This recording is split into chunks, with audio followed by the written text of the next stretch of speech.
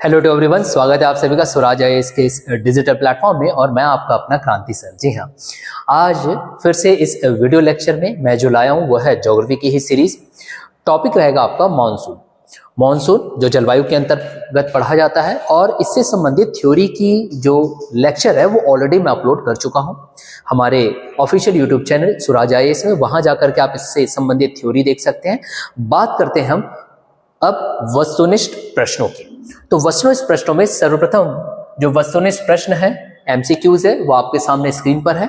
पढ़ते हम। कथन और कारण से संबंधित है। कथन कह रहा है भारत मूलतः एक मानसूनी देश है। कारण उच्च हिमालय उसे जलवायु संबंधी विशिष्टता प्रदान करता है। अब देखिए, ऐसे प्रश्नों को हल करने के लिए हमें कथन और कारण पहले वो सही है कि नहीं, सत्य है कि नहीं, उसे देखना होगा, और कारण व्याख्या करता है कि नहीं उसे समझने के लिए इन दोनों के मध्य क्योंकि लगाइए, आपको स्पष्ट हो जाएगा। तो पहला कथन कह रहा है भारत मूलतः एक मानसूनी देश है। तो हाँ, ये बात बिल्कुल सही है, क्योंकि आप जानते हो दक्षिण पश्चिम मानसूनी हवाओं की वजह से भारत में विशेषतः अधिकांश बारिश होती है। और आप जानते हो उसी बारिश से मैक्सिमम अगर हम देखें तो हमारे देश की जो कृषि क्षेत्र है उस पर निर्भर करता है, मतलब एक बहुत बड़ा इकोनॉमी उस पर निर्भर कर रहा है। तो इस हिसाब से जो भारत एक मूलतः मानसूनी देश है, तो पहला जो है स्टेटमेंट आपका, मतलब कथन जो है वो सही आ रहा है। और अगर आपका कथन सही है तो जहां जहां ए गलत है हम उसको कट कर देते हैं। देखिए, ए गलत है कह रहा है तो आप इसे क्रॉस कर दीजिए। अब हमको ए, बी और सी में से किसी एक को लेना होगा। चलिए कारण पढ़ते हैं। उच्च हिमालय उसे जलवायु संबंधी विशिष्टता प्रदान करता है। तो ये भी बात बिल्कुल सही है कि उच्च हिमालय उसे जलवायु संबंधी विशिष्टता प्रदान करता है। जैसे कि उदाहरण के तौर पर अगर लिया जाए कि भारत के उत्तरी क्षेत्र में जो हिमालय का बेल्ट है, आप सभी जानते हैं हिमालय जो है एक अवरोधक का कार्य करेगा, जलवायु विभाजक का कार्य करेगा। कैसे? उत्तर की दिशा से आने वाली, जैसे उदाहरण के तौर पर ठंडी हवाओं को रोकेगा, जिससे भारत में शीत अति तौर पर ना पड़े। और वैसे ही भारत की ओर से जाने वाली जो मानसूनी हवाएं हैं उसको हिमालय अवरोध करेगा और भारत में ही अत्यधिक बारिश का कारण बनेगा। तो इस हिसाब से आप कह सकते हो कि उच्च हिमालय उसे जलवायु संबंधी विशिष्टता प्रदान करता है। तो यहाँ पर आर भी सही है। तो अब हम उस स्टेटमेंट को हटा देंगे जहां आर गलत है बोल रहा है। यहाँ देखिए आर गलत है कह रहा है, तो आप सी भी कट कर दीजिए। अब बचा ए और बी। अब ए और बी में से कोई एक आपका आंसर होगा, वो व्याख्या करता है या नहीं करता है उसे देखना होगा, या स्पष्टीकरण। उसके लिए आप बीच में क्योंकि लगा करके पढ़िए। क्या कह रहा है? भारत मूलतः एक मानसूनी देश है क्योंकि उच्च हिमालय उसे जलवायु संबंधी विशिष्टता प्रदान करता है। अब देखिए, भारत का मानसूनी देश होना वो हिमालय कि जलवायु संबंधी विशिष्टता प्रदान करना उसका व्याख्या नहीं करता। क्यों? क्योंकि भारत एक मूलतः मानसूनी देश है। उसका अपना कारण यह है कि भारत में मानसूनों के आगमन को अगर आप लेते हो तो ग्रीष्म ऋतु में आपके पास दिखाई देता है कि दक्षिण पश्चिम से उठने वाली मानसूनी हवाएं, जिसकी वजह से मैक्सिमम बारिश मिल रही है। दूसरा, आप ये जानते हो मानसून का मतलब ही होता है रिवर्सल ऑफ विंड, मतलब कि हवाओं की दिशाओं में परिवर्तन। अगर हम वैसे ही शीत के समय चलते हैं तो हवाओं की दिशाओं में परिवर्तन होगा और जो मानसून आएगा वो उत्तर पूर्व से दक्षिण पश्चिम की ओर बढ़ता है। और भारत मूलतः एक मानसूनी देश है, तो उसका मानसूनी देश होने का कारण ये है कि दक्षिण पश्चिम की जो मानसूनी हवाएं उठ रही है वो, जबकि यहां पर कह रहा है कि हिमालय उसे जलवायु संबंधी विशिष्टता प्रदान करता है। तो ये उसकी एक विशेषताओं में आ सकता है, परंतु उसका प्रमुख स्पष्टीकरण या कारण नहीं हो सकता। मतलब कि कथन भी सही है, कारण भी सही है, परंतु उसका स्पष्टीकरण नहीं कर पा रहा है। तो आप किसके साथ जाओगे? देखो, स्पष्टीकरण नहीं कर पा रहा है, बी में दिया गया है, तो आप बी के साथ जाओगे। ये आपका क्रॉस हो जाएगा, इस हिसाब से ये इसका उत्तर हुआ। ठीक, बढ़ते हमारे अगले प्रश्न की ओर। यहां देखते हैं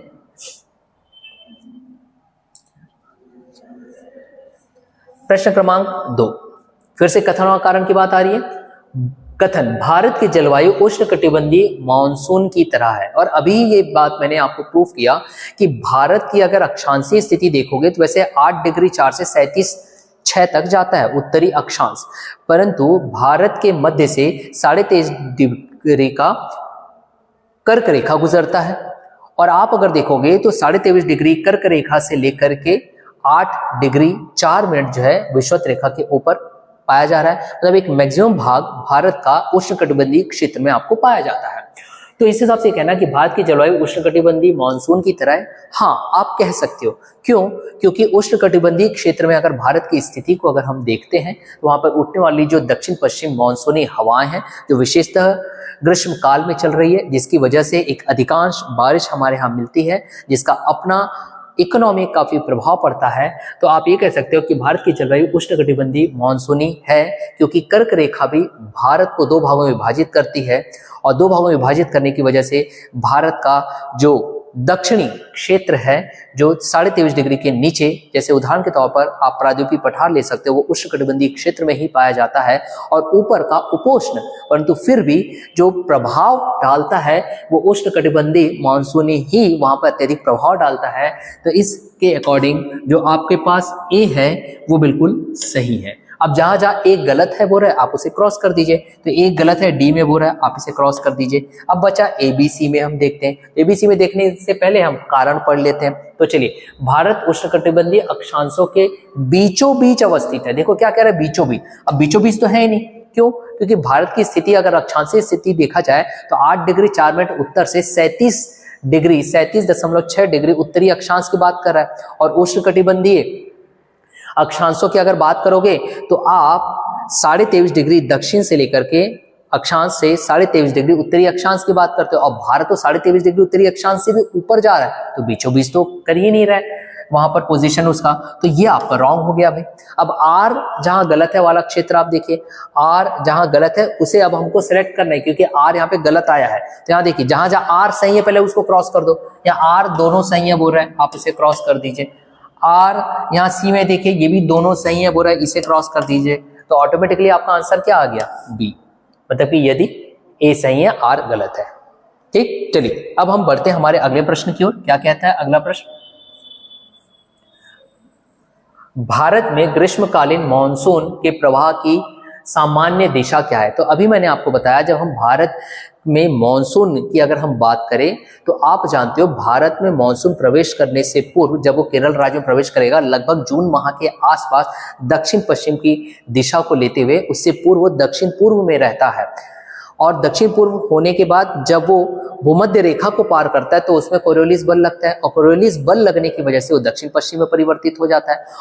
तो इसलिए आप ये कहोगे कि ए बी सी में जो आपका उत्तर आएगा वो दक्षिण पश्चिम से उत्तर पूर्व।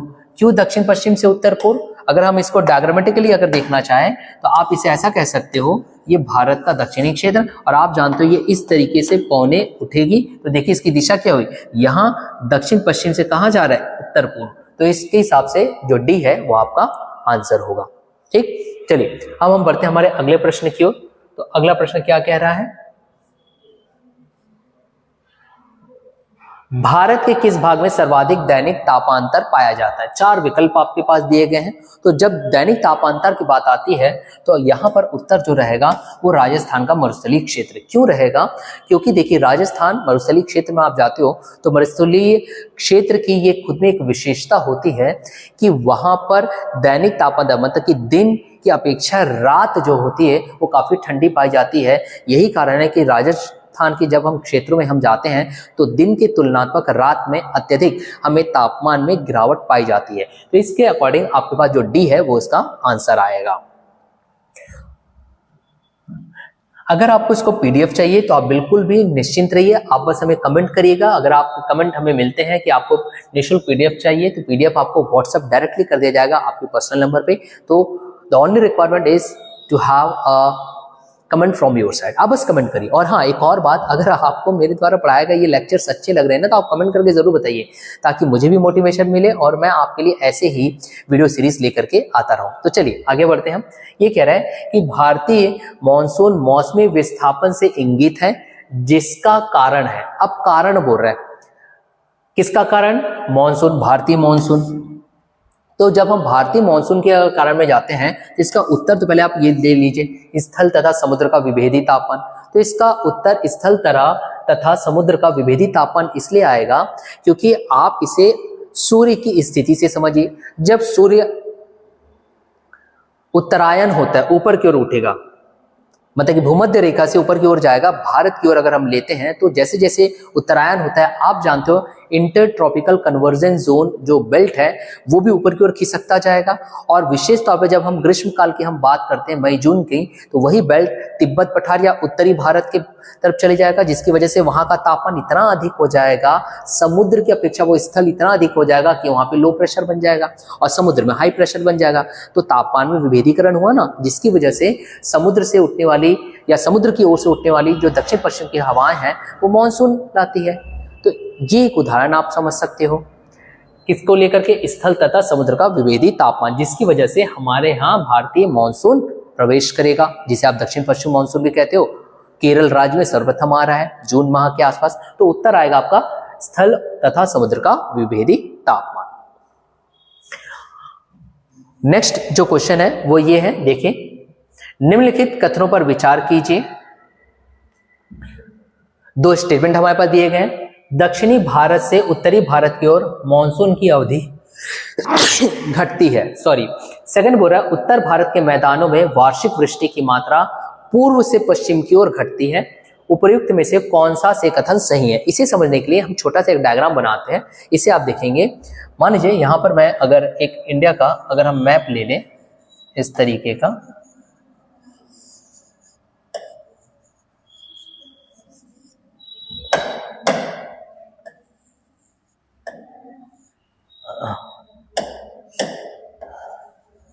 चलिए ये इंडिया का मैप हमारे, चलिए इंडिया का मैप बन गया। अब पहला स्टेटमेंट हम पढ़ते हैं, दक्षिणी भारत से उत्तर भारत की ओर मानसून की अवधि घटती है।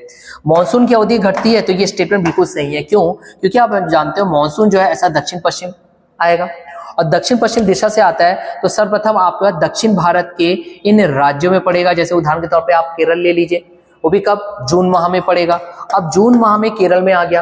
अब यहां से ये जो हवाएं बंगाल की खाड़ी होते हुए यहां प्रवेश करेगी, फिर यहाँ अरब सागर से होते हुए इधर प्रवेश करेगी, तो थोड़ा समय तो लेगी ना, जून के बाद ही जाएगी। इसलिए पहला स्टेटमेंट दक्षिण भारत से उत्तर भारत की ओर मानसून की अवधि घटती है तो बिल्कुल बात सही। भाई लेट जा रहा है तो समय भी तो कम मिल रहा है, इसलिए पहला स्टेटमेंट क्या हो गया?